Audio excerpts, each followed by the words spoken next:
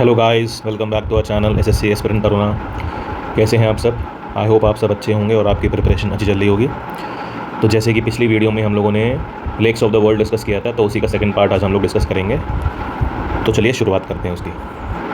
अब एक क्वेश्चन हमसे पूछा जाता है कि लार्जेस्ट लेक्स बताइए on the basis of surface area. तो यहाँ पर कॉन्टिनेंट वाइज हम लोग इसको डिस्कस कर लेंगे। तो ऑस्ट्रेलिया का सबसे बड़ा लेक जो पड़ता है सरफेस वाइज, तो वो अगर आपसे पूछ लिया जाए तो वो है लेक इरी। ये कहाँ पड़ता है? ऑस्ट्रेलिया में पड़ता है और ये सॉल्ट वाटर लेक है। अफ्रीका जो सेकंड, अगर हम लोग कॉन्टिनेंट की बात करें अफ्रीका की, तो वो जो लेक विक्टोरिया है ये सरफेस वाइज सबसे बड़ा लेक है अफ्रीका का, ठीक है। और ये फ्रेश वाटर लेक है, मीठे पानी की झील है। और अभी हम लोग great lakes of Africa discuss करेंगे, यह उसका हिस्सा है। फिर आता है अंटार्कटिका। अंटार्कटिका का सबसे बड़ा लेक सरफेस एरिया वाइज वो है लेक वॉस्टॉक, बहुत बार आपने पेपर में देख रखा होगा। एशिया का है लेक बैकाल, और उसमें भी बोल रहा है if the Caspian sea is considered a lake it is the largest in Eurasia. मतलब अगर हम लोग कैस्पियन सी को, क्योंकि कैस्पियन सी का जो डिस्कशन रहता है, कभी कभी उसको सी बोला जाता है, कभी कभी उसे ओशन बोला जाता है, सॉरी लेक बोला जाता है। तो अगर मैं उसको लेक लेके चलूँ तो सबसे बड़ा लेक आप मान के चलिए, सबसे बड़ा जो लेक माना जाएगा पूरे वर्ल्ड का वो कैस्पियन सी को ही माना जाएगा, ठीक है, अगर मैं उसको एज अ लेक मान के चल रहा हूँ। लेकिन अगर उसे मैं सी मान के चल रहा हूँ तो उस केस में सरफेस वाइज एशिया का सबसे बड़ा लेक हो जाएगा आपका लेक बैकाल, ठीक। फिर है यूरोप में एक पड़ता है लेक लदोगा, और उसके बाद सेकंड नंबर पर आता है लेक ओनेगा, ठीक है। ये दोनों जो लेक हैं आपको, ये दोनों लेक आपको रशिया के यूरोप वाले साइड में देखने को मिलेंगे, क्योंकि आपको मालूम होगा जो रशिया है वो दो कॉन्टिनेंट्स में पड़ता है, एक यूरोप वाले हिस्से में और एक एशिया वाले हिस्से में, इसलिए इसको यूरेशिया बोला जाता है कलेक्टिवली। तो यूरोप में अगर आपका लार्जेस्ट लेक पूछ लिया जाए सरफेस एरिया के हिसाब से, तो आंसर विल बी लेक लदोगा, और उसके बाद लेक ओनेगा। ये दोनों लेक कहाँ पड़ते हैं? रशिया में पड़ते हैं। नॉर्थ अमेरिका का सबसे बड़ा लेक अगर हम लोग पूछा जाए आपसे सरफेस एरिया वाइज, तो कौन सा लेक होगा? Answer will B lake superior, जो कि हम लोगों ने बताया था कि ये ग्रेट लेक का हिस्सा है, ठीक है। और अगर साउथ अमेरिका की बात कर ली जाएगी तो साउथ अमेरिका में सरफेस एरिया के टर्म्स पे सबसे बड़ा जो लेक है वो है लेक टिटिकाका। और ये भी बताया आपको कि लेक टिटिकाका जो है वो आपका समझ लीजिए highest navigable lake of the world है। ये भी आपको बताया गया था, हाईएस्ट नेविगेबल है, काफ़ी ऊंचाई पे है, ठीक है। जैसे साउथ अमेरिका में एक कंट्री है बोलीविया, उसका कैपिटल था लापास, that is highest administrative capital of the world. तो दोनों जो हाईएस्ट चीज़ें हैं, मतलब highest navigable lake and highest capital of the world, administrative capital of the world, दोनों का आंसर हो जाएगा साउथ अमेरिका, ठीक। अब अगर कलेक्टिवली वैसे देखा जाए, ये तो कॉन्टिनेंट्स वाइज देख लिया हम लोगों ने, और अगर हम लोग देखा जाए इनमें से सबसे बड़ा लेक कौन सा है, लार्जेस्ट लेक बाय सरफेस, तो answer will B lake superior, अगर मैं कैस्पियन को इंक्लूड नहीं करता हूँ, ठीक है। अफ्रीका का क्या हो जाएगा? अफ्रीका का हो जाएगा आपका लेक विक्टोरिया। उसके बाद थर्ड नंबर पे आ जाएगा lake Huron of north America, and चौथे नंबर पे भी आ जाएगा lake Michigan of north America, ठीक है। तो अगर आपसे पूछा जाए सरफेस एरिया वाइज, अगर मैं पूरे सरफेस एरिया को इंक्लूड करके चलूँ तो सबसे बड़ा जो लेक है वो लेक सुपीरियर है, ठीक है। सेकंड नंबर पर लेक विक्टोरिया है, तीसरे नंबर पर लेक ह्यूरॉन है, और चौथे नंबर पर लेक मिचिगन है। अब लार्जेस्ट लेक बाय वॉल्यूम की बात करी जाए तो वॉल्यूम के हिसाब से बैकाल इज़ नंबर 1 एशिया, दूसरे नंबर पे है तंगानिका लेक अफ्रीका, एंड तीसरे नंबर पे है आपका superior lake of north America. Confusing है लेकिन याद तो हमें करना पड़ेगा, ठीक है। अब यहाँ पर हम लोग अफ्रीकन ग्रेट लेक्स की बात कर लेते हैं, ठीक है। तो अफ्रीकन ग्रेट लेक्स में कौन कौन से लेक्स आते हैं? तो एक आता है आपका लेक एल्बर्ट, एक आता है लेक एडवर्ड, उसके बाद आता है लेक किवू, उसके बाद लेक मलावी, मलावी का जो नाम है वो नयासा भी बोलते हैं या नियासा भी बोलते हैं, ठीक है। उसके बाद लेक तंगानिका आता है, और लेक तुर्काना आता है, और लेक विक्टोरिया आता है। अब इसमें क्वेश्चन क्या पूछ लेता है? क्वेश्चन ये पूछ लेता है कि कौन कौन सी कंट्रीज़ के द्वारा शेयर किया जाता है ये लेक। तो जो लेक एल्बर्ट है, देखिए अब लेक एल्बर्ट आपको कहाँ दिख रहा है? ये दिख रहा है लेक एल्बर्ट। अब जो ये लेक एल्बर्ट है ये शेयर किसके बीच करा जा रहा है? तो देखिए यहाँ पर एक युगांडा और डेमोक्रेटिक रिपब्लिक ऑफ कॉन्गो के बीच शेयर करा जा रहा है। डेमोक्रेटिक रिपब्लिक ऑफ कॉन्गो के बीच ये लेक शेयर होता है, ठीक है। कौन सा है? Lake Albert. उसके बाद है लेक एडवर्ड, ये रहा lake Edward. Lake Edward share करा जाएगा आपका same Uganda and democratic Republic of Congo के बीच। फिर आता है लेक किवू, ये रहा। तो जो लेक किवू है वो शेयर करा जाएगा between Rwanda and democratic Republic of Congo. तो ये चीज़ें हमें क्या होनी चाहिए? ये चीज़ें हमें पता होनी चाहिए। फिर है लेक मलावी, ये आपको एटलस से ज़्यादा अच्छे तरीके समझ में आएगा। लेक मलावी मेरा रहा ये। अब जो लेक मलावी है ये शेयर करा जाता है between Malawi, Tanzania and Mozambique, ठीक। लेक तंगानिका, तो ये रहा आपका लेक तंगानिका, और ये किसके किसके बीच शेयर करा जाता है, तो ये शेयर करा जाता है between democratic Republic of Congo, Tanzania and Zambia. फिर आता है लेक तुर्काना। लेक तुर्काना आपका हो गया यहाँ पर, तो लेक जो तुर्काना है वो शेयर करा जाता है between Kenya and Ethiopia, Kenya and Ethiopia. और लास्ट में आपका आता है लेक विक्टोरिया। लेक विक्टोरिया रहा ये, लेक विक्टोरिया जो शेयर करा जाता है वो शेयर करा जाता है, और सबसे बड़ा क्या है, वर्ल्ड का सबसे बड़ा ट्रॉपिकल लेक है, लार्जेस्ट लेक है अफ्रीकन पूरा ग्रेट लेक्स में से, और शेयर करा जाता है between Kenya, Uganda and Tanzania. और आपको ये भी पता होना चाहिए कि जो लेक विक्टोरिया है ये आपको एग्जैक्टली देखने को मिलेगा कहाँ पर, कोई मुझे बताएगा, कमेंट बॉक्स में देखकर बताएगा कि लेक विक्टोरिया की और क्या खासियत है। तो मुझे कमेंट बॉक्स में देख के बताइएगा कि लेक विक्टोरिया की क्या खासियत है, ठीक है। हिंट दे देता हूँ आपको, आंसर विल बी कि लेक विक्टोरिया के रिस्पेक्ट में जो मैं आपको क्वेश्चन जो पूछ रहा हूँ it is related to latitude. तो मुझे बताइएगा क्या आंसर हो सकता है उसका, ठीक है। आगे बढ़ते हैं, आगे बढ़ते हैं। अब यहाँ पर एक चार्ट बना दिया है मैंने, ठीक है। इसमें आपको क्या करना है, ये देखिए, Australia, Africa, Antarctica, Asia, Europe, north America, south America, ये है लार्जेस्ट लेक बाय एरिया और ये है लार्जेस्ट लेक बाय वॉल्यूम। अब जो ये ऑरेंज कलर से है ना, ये पीले कलर से, ये आपको याद करना है, इट इज़ सॉल्ट, और बाकी सब जितने हैं वो क्या हैं, फ्रेश वाटर हैं। तो इन कॉन्टिनेंट्स को भी मतलब कॉन्टिनेंट्स वाइज भी लेक हम लोग याद कर लेंगे in the terms of area, in the terms of volume. Australia का in the terms of area volume दोनों सेम है, लेक एरी।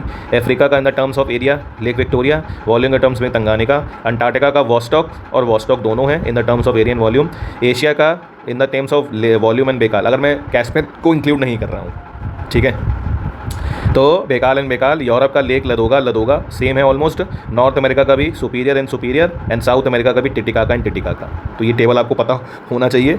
अगर हम लोग लार्जेस्ट बाय एरिया की बात करें, ठीक है, largest by area, largest by volume, deepest and longest, और उसमें कैस्पियन सी को इंक्लूड कर लें, तो एरिया वाइज में नंबर 1 पे ये है, वॉल्यूम वाइज में नंबर 1 पे है, और लॉन्गेस्ट में भी नंबर 1 ये है। लेकिन डीपेस्ट में आपका लेक बेकाल आ जाता है। सेकेंड नंबर पर आपका लेक सुपीरियर आता है, और सेकंड नंबर पे बाय वॉल्यूम बेकाल आता है। डीपेस्ट में तंगानिका सेकंड नंबर पे आता है, लॉन्गेस्ट में तंगानिका सेकंड नंबर पर आता है। लार्जेस्ट वॉल्यूम में थर्ड नंबर पे विक्टोरिया, वॉल्यूम के टर्म्स में तंगानिका। डीपेस्ट में थर्ड नंबर पे कैस्पियन सी, एंड लॉन्गेस्ट में तीसरे नंबर पर आपका लेक बेकाल। फिर चौथे नंबर पे क्या होगा, चौथे नंबर पे lake Huron in the terms of area, volume में आपका सुपीरियर, उसके बाद लेक वॉस्टॉक एंड आपका लेक सुपीरियर। पाँचवें नंबर पर इन the terms of area Michigan, फिर वॉल्यूम के टर्म्स में लेक मलावी, डीपेस्ट में लेक मलावी और लेक बल्कश।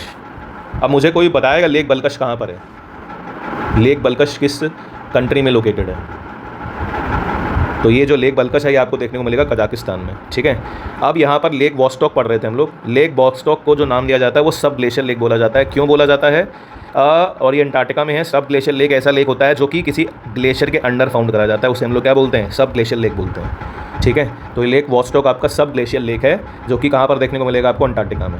अब बात करी जाती है कि कैस्पियन सी को लेक क्यों बोला जाता है, तो उसके पीछे के बहुत सारे रीजंस हैं। तो वो बोलते हैं क्योंकि ये लार्ज है, तो उसके बाद लैंडलॉक बॉडी है, और इसका कोई भी डायरेक्ट कॉन्टैक्ट नहीं है ओशन से। तो मैंने आपको बताया था लेक, पहली बात तो जब हम लोग लेक के लिए एक बेसिक जो डेफिनेशन रखते हैं, पहली बात तो कि लेक जो होता है वो किसी भी बड़ी वाटर बॉडी से कनेक्टेड नहीं होता है, सी या ओशन से, ठीक है। तो उसको हम लोग क्या बोलते हैं, ऑब्वियस ही बात है लेक बोलते हैं। लैंडलॉक में भी यही देखा जाता है, लैंडलॉक में भी ये देखा जाता है कि कि जो कंट्री है वो लैंडलॉक्ड है और किसी बड़ी वाटर बॉडी से कनेक्टेड नहीं है। लेक के लिए भी क्या होता है, वो किसी भी बड़ी वाटर बॉडी से कनेक्टेड ना होनी चाहिए, ठीक है। उसके बाद लेक में जो पानी है वो क्या होना चाहिए, बताएगा कि क्या बोल रहा है। पहली बात तो वो लार्ज है, लैंडलॉक्ड है, किसी बड़ी वाटर बॉडी से कनेक्टेड नहीं है। उसके बाद वो ब्रैकिश भी है, ठीक है, उसमें सलाइन वाटर है, फ्रेश वाटर नहीं है, और उसका जो साइज़ है वो काफ़ी बड़ा है, और जो सैलिनिटी है वो कैसी है, सी जैसी है, इसीलिए हम लोग इसको बेसिकली सी कहते हैं। लेकिन एक्चुअल में ये कभी कभी लेक बोला जाता है, ठीक है। अब रीजंस बताए गए हैं। पहले बात तो उसका कोई भी ओशन कनेक्शन नहीं है, तो कैस्पियन सी जो है वो एंटायरली लैंड से सराउंडेड है और किसी भी बड़ी वाटर बॉडी से कनेक्टेड नहीं है, उसका कोई भी डायरेक्ट आउटलेट नहीं है। उसके बाद सैलिनिटी की बात करी जाए तो इसका जो सॉल्टी कंटेंट है वो आपका 1.2% के आसपास है, ठीक है, जैसे जो कि किसी ओशन वाटर के बराबर होता है, ठीक है। और and it is diluted by the fresh water inflow specially from the Volga river. अब यहाँ से देखो एक सवाल भी आ गया तुम्हारा, ऐसी कौन सी रिवर है जो कैस्पियन सी में जाकर गिरती है, तो आंसर विल भी लेक वोल्गा, और ये क्वेश्चन भी आपको पेपर में देखने को मिलेगा, ठीक है। तीसरा है कि it has a feature similar to lake such as being endorheic basin. ये तो एक एंडोहेरिक बेसिन होता है। एंडोहेरिक बेसिन क्या होता है, एंडोहेरिक बेसिन का मतलब ये होता है कि it has no surface outlet and being fed by rivers. मतलब जो पानी है वो इसमें आ रहा है, इससे बाहर नहीं निकल रहा है, ठीक है, मतलब आउटलेट है, ठीक है, मतलब इनलेट है, सॉरी आउटलेट नहीं है। मतलब यहाँ से पानी जो है वो एंटर तो कर रहा है लेकिन पानी बाहर नहीं निकल रहा है, और ये क्या होता है, लेक का फीचर होता है। ठीक है, इसीलिए इसको हम लोग कभी कभी क्या कहते हैं, समटाइम्स क्या बोल लेते हैं, meaning it has no surface outlet and being fed by rivers. Reason why it is called a sea. अब रीज़न सी क्यों बोलते हैं, सी इसलिए बोलते हैं क्योंकि ये largest inland body of the water है, और इसका जो साइज़ है वो क्या है, इसका जो मतलब इनलैंड बॉडी जो है, मतलब इनलैंड जो एरिया है वो काफ़ी बड़ा माना जाता है, इसीलिए इसको हम लोग सी बोलते हैं। समझ में आया? तो अगर आपको कभी पूछा जाए तो आप यही बोलोगे कि पहली बात तो उसका कोई भी डायरेक्ट कनेक्शन नहीं है, उसके बाद लैंडलॉक्ड है, उसके बाद कोई भी ओशन कनेक्शन नहीं है, सैलिनिटी बहुत ज़्यादा है, लेकिन उसको फ्रेश वाटर से फीड करा जाता है। फ्रेश वाटर रिवर कौन सी है, वोल्गा रिवर से, इसलिए इसको हम लोग कभी भी सी बोल देते हैं। तो उसके बाद इसका एंडोरिक बेसिन होता है। एंडोरिक बेसिन का मतलब होता है कि आउटलेट तो है लेकिन इनलेट नहीं है, और साइज़ बड़ा है इसका, और largest inland body of the water है इसीलिए, और इसका जो साइज़ है वो कुछ सीज़ के बराबर माना जाता है, कंपेरेबल साइज़ माना जाता है, इसीलिए इसको हम लोग क्या कहते हैं, साइज़ के रिस्पेक्ट में इसको हम लोग सी बोलते हैं। फिर एक क्वेश्चन और मिल जाता है पेपर में हमको देखने को कि ऐसी कौन कौन सी कंट्रीज़ हैं जो कैस्पियन सी को सराउंड करती हैं। तो याद अगर ना हो तो इसकी ट्रिक भी होती है, ट्रिक काफ़ी बार देखा होगा आपने, तारीख बोलते हैं इसको। टी से तुर्कमेनिस्तान होता है, ए से आपका अजरबैजान होता है, आर से रशिया होता है, आई से ईरान होता है, और के से कजाकिस्तान होता है। ठीक है, यहाँ पर सारे लेक्स मेंशन भी करे गए हैं, एक बार हम लोग देख भी सकते हैं। जैसे हम लोगों ने उस दिन ग्रेट बियर लेक नहीं पढ़ा था, तो ग्रेट बियर लेक हम लोग देख सकते हैं। ग्रेट बियर लेक कहाँ पड़ेगा, तो ग्रेट बियर लेक आपका पड़ेगा कनाडा में, बताया था आपको। उसके बाद स्लेव लेक, ये भी कनाडा पड़ेगा, ये भी कनाडा में पड़ेगा। विनीपेग भी कनाडा में पड़ेगा, एथाबास्का भी कनाडा में पड़ेगा। उसके बाद ये लेक्स हमने पढ़ लिए थे, ये लेक्स को कलेक्टिवली हम लोग क्या कहते हैं, ये लेक्स को हम लोग कलेक्टिवली बोलते हैं ग्रेट लेक्स बोलते हैं। उसके बाद जो ग्रेट सॉल्ट लेक है, ये ग्रेट सॉल्ट लेक आपको देखने को मिलेगा कहाँ पे, देखने को मिलेगा यूनाइटेड स्टेट्स ऑफ अमेरिका में, ये यूएसए में पड़ेगा। ठीक है, उसके बाद लेक मैरिकाबो वेनेजुएला में पड़ेगा, आपको मालूम है, बहुत इंपॉर्टेंट लेक माना जाता है। ये लेक मैरिकाबो है, ये फेमस है आपका उसके लिए, ऑयल्स के लिए। यहाँ पर आपको देखने को मिल जाएगा क्या कहते हैं, ऑयल एंड गैस रिसोर्सेज देखने को मिल जाते हैं इस एरिया में। फिर लेक टिटिकाका आपको बता दिया मैंने, highest navigable lake of the world है। और उसके बाद लेक, ये जो लेक है ये है निराकागुआ, ये जो लेक निराकागुआ है ये कहाँ पड़ेगा, तो ये आपको देखने को मिलेगा इस तरफ। ये देखिए, ये वाला जो एरिया है ये सेंट्रल अमेरिका वाला एरिया कहलाता है, ये एरिया आपको यहाँ पर देखने को मिलेगा। फिर इनको हमने लेक्स को डिस्कस कर ही लिया आपका। ये लेक तंगानिका हो गया, मलावी हो गया, विक्टोरिया हो गया, तुर्काना हो गया। ठीक है, इनको हमने कलेक्टिवली नाम क्या दिया, इनको कलेक्टिवली नाम हमने दिया ग्रेट अफ्रीकन लेक्स। लो लेक चैड है, आपको चैड के पास मिल जाएगा, सेंट्रल अफ्रीका में देखने को मिल जाएगा। उसके बाद लेक इरी पढ़ लिया हमने ऑस्ट्रेलिया पे। उसके बाद लेक ताना, लेक ताना भी आपको अफ्रीका में देखने को मिलेगा। लेक ताना भी जो है वो आपको अफ्रीका में देखने को मिल जाएगा। और ये लेक जो पड़ेगा ये पड़ेगा इथोपिया में। उसके बाद डेड सी, डेड सी के बारे में भी बोला जाता है कि वो क्या है, सी है, बट एक्चुअली में वो सी नहीं है, it is also a lake. उसके बाद ये लेक लदोगा हमने पढ़ लिया, लेक ओनेगा पढ़ लिया रशिया हम लोगों ने, लेक बैकाल पढ़ लिया रशिया, लेक बल्कश पढ़ लिया हम लोगों ने। उसके बाद ये लेक चाइना में पड़ेगा। उसके बाद लेक कैस्पियन सी भी पढ़ लिया हम लोगों ने। उसके बाद आता है लेक आपका वैन। लेक जो वैन है ये आपको कहाँ पर देखने को मिलेगा, ये आपको देखने को मिलेगा टर्की में। लेक वैन जो है आपको टर्की में देखने को मिलेगा। उसके बाद है लेक जेनेवा। तो जेनेवा से आप क्या समझ पाएंगे बताओ, लेक जेनेवा आपको कहाँ पर देखने को मिलेगा, और ये आपको स्विट्ज़रलैंड और फ्रांस के पास देखने को मिलेगा, लेक जेनेवा। उसके बाद अराल सी, अराल सी को भी क्या माना जाता है, अराल सी को भी हम लोग बोलते हैं क्या, सी बोलते हैं, बट एक्चुअल में वो सी नहीं है, वो भी क्या है, लेक है। कैसा लेक है, और ये भी पूछ सकता है कि भैया और कि अराल सी के पास कौन कौन सी कंट्रीज़ आपको देखने को मिलती हैं, तो मुझे कोई कमेंट बॉक्स में बताएगा अराल सी के पास कौन कौन सी कंट्रीज़ मिलती हैं। तो यहाँ पर आपको अराल सी दो, मतलब इसके आसपास जो तुमको दो कंट्रीज़ मिलेंगी वो दो ही कंट्रीज़ देखने को मिलेंगी, एक उज़्बेकिस्तान देखने को मिलती है और एक कजाकिस्तान देखने को मिलती है। तो उसके बाद है यहाँ पर आपका आता है नीचे lake Toba. Lake Toba, lake Toba कहाँ पड़ेगा, तो ये जो लेक टोबा है ये आपको देखने को मिलेगा इंडोनेशिया में। उसके बाद है एक है आपका लेक टोनी सैप, एक लेक आपको ये दे रखा है लेक टोनी सैप, तो ये जो लेक है ये आपको देखने को मिलेगा कंबोडिया में। तो ये कुछ इंपॉर्टेंट लेक्स हैं जो आप पेपर में पढ़कर जा सकते हैं। तो अगर आपको वीडियो पसंद आई हो, अगर आप चैनल पे नए हो तो प्लीज़ चैनल को सब्सक्राइब कर दीजिएगा और अपने दोस्तों के साथ वीडियो को शेयर कर दीजिएगा, वीडियो को लाइक कर दीजिएगा। एंड इसी तरीके से वीडियोज़ आती रहेंगी। तब तक के लिए tata, take care, have a great day, bye bye.